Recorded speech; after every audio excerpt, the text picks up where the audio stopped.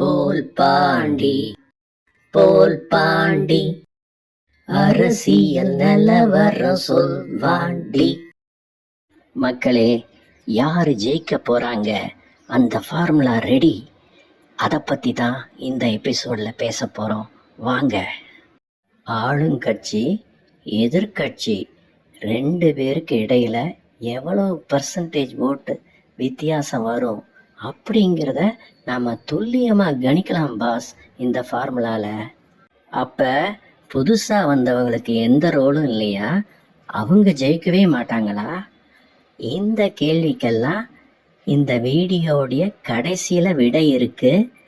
அதனால் ஸ்கிப் பண்ணாமல் கடைசி வரைக்கும் பாருங்க மக்களே.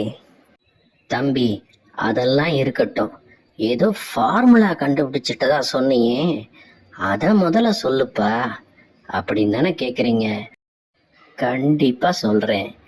இதோ அந்த ஃபார்முலா. அடடா, ரொம்ப டஃப்பான ஃபார்முலாவாச்சு. இதை வச்சா தம்பி எக்ஸ்பிளைன் பண்ண போகிறீங்க அப்படின்னு பயப்படாதீங்க. நான் கொடுக்க போகிறது ரொம்ப ஈஸியான ஃபார்முலா. இது ஐன்ஸ்டீன் கண்டுபிடிச்ச ஃபார்முலா. அதை பற்றி நாம் பேச வேணாம்.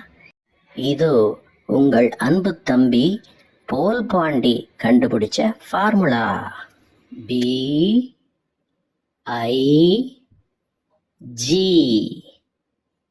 பிக். இதுதான் பாஸ் அந்த ஃபார்முலா. அட, பெட்டு வைக்கிறதுன்னா என்னன்னு கேள்விப்பட்டிருக்கோம். இது என்ன தம்பி பிக்கு அப்படின்னு தானே கேட்குறீங்க? கொஞ்சம் விளக்கமாக பார்க்கலாங்க. பி அப்படின்னா என்ன? பேஸ் ஓட்டு பாஸ். அதாவது கடந்த சட்டசபை எலெக்ஷனில், பார்லிமெண்ட் எலெக்ஷனில் பாஸ், சட்டசபை 2001 எலெக்ஷனில் இந்த 2 கூட்டணியும் எவ்வளவு ஓட் பர்சன்டேஜ் வாங்கினாங்க, அதுதான் அவங்களுக்கு இருக்கிற பேஸ் ஓட் பர்சன்டேஜ். அப்படி வச்சுக்கலாமா பாஸ்? ஓட்டு வித்தியாசம் கிட்டத்தட்ட 5%. ஆனால் ஒரு கூட்டணி 80 சீட்டு அதிகமாக தட்டிட்டு போயிட்டாங்க பார்த்தீங்களா? அடுத்த லெட்டர் ஐ. இன்ஃப்ளூயன்ஸ், அதாவது அலையன்ஸ், கூட்டணி பலம். இப்போ இருக்கிற கூட்டணி பலம் எப்படி இருக்கு, அதை கம்பேர் பண்ணும்போது 2021 எப்படி இருந்தது, அதை வச்சு நீங்கள் மார்க் போட்டுக்கலாம். அடுத்த லெட்டர் ஜி. கட் ஃபீலிங், அதாவது இன்ட்யூஷன் பாஸ், உள்ளுணர்வு.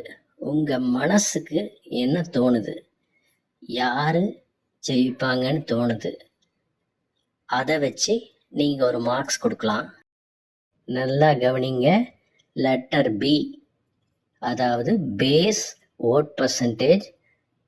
யாராலையும் மாற்ற முடியாது, அது ஒரு மாறிலி, அதாவது கான்ஸ்டன்ட் ஃபேக்டர். முதல் ஃபேக்டர் பி, அதாவது பேஸ் ஓட்டை யார் நினச்சாலும் மாற்ற முடியாது. அது பழைய ரெக்கார்டு. 2021 எவ்வளோ வாங்கியிருக்காங்க அந்த அப்படியே போட்டுருங்க.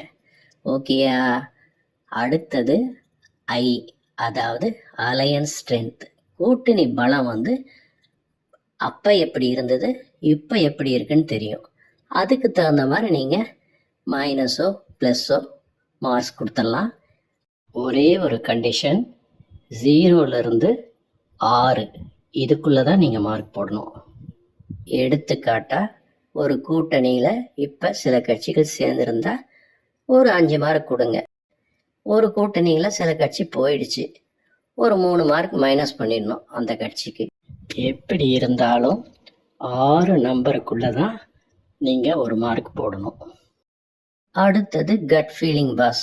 உங்களுடைய உள்ளுணர்வு தான். நீங்கள் கண்ணை மூடிக்குங்க, 2 நிமிஷம் யோசிங்க.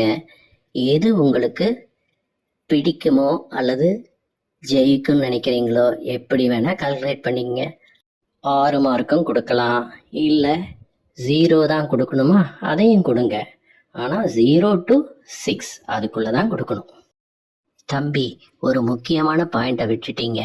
ஆளுங்கட்சிக்கு எதிராக எல்லா காலத்திலையும் ஒரு பர்சன்டேஜ் குறைச்சி தானே ஆகணும் அப்படின்னு தானே கேட்குறீங்க. கரெக்டாக சொன்னீங்க. நம்ம ஃபார்முலாவில் நடு லெட்டர் ஐ, அதுக்கு 2 ஃபேக்டர்ஸை கொடுத்துடலாம். ஆன்டி இன்கம்பன்சி இண்டெக்ஸ், ஆளுங்கட்சிக்கு எதிரான இண்டெக்ஸ், அதுக்கு நீங்கள் 3லேருந்து 6 வரைக்கும் மார்க்ஸ் குறைக்கலாம். அது உங்கள் இஷ்டம். 3 கொடுக்கலாம், 6 கொடுக்கலாம். மக்களே, இதையெல்லாம் வச்சு ஆளுங்கட்சி 2026 எவ்வளோ பர்சன்டேஜ் ஓட்டு வாங்குவாங்க, எதிர்கட்சி எவ்வளோ ஓட்டு வாங்குவாங்க, எல்லாத்தையும் கமெண்ட்ஸில் சொல்லுங்கள். அடுத்த பதிவில் நம்மளோட அனலைசிஸில் எப்படி இதை கணிக்க போகிறோன்னு சொல்கிறோம். இந்த ஃபார்முலா பயன்படுத்தி ஒரு கூட்டணிக்கு 40 வந்திருக்கு, அடுத்த கூட்டணிக்கு 35 வந்திருக்கு. அப்படின்னா நம்ம என்ன புரிஞ்சுக்கணும்னா 5% ஓட் பர்சன்டேஜ் டிஃபரன்ஸ் தான் இந்த 2 கட்சிக்கு இடையில் வரும்னு நம்ம புரிஞ்சுக்கணும். தம்பி, புதுசாக என்ட்ராகிறவங்க திடீர்னு நம்பர் 1 பிளேஸ்க்கு வந்துட்டா அப்படி தானே கேட்குறீங்க? எப்படி வந்தாலும் இவங்க 2 பேருக்கு இடையே உள்ள ஓட் பர்சன்டேஜ் வித்தியாசத்தை பற்றி தானே நம்ம பேசுகிறோம். அது கிட்டத்தட்ட மாறாது.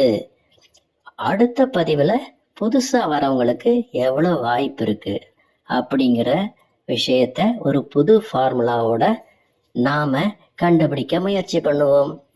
அடுத்த பதிவில் அதையெல்லாம் டீட்டெயிலாக பார்க்கலாம் பாஸ். நன்றி, வணக்கம். மறக்காம சப்ஸ்கிரைப் பண்ணிடுங்க.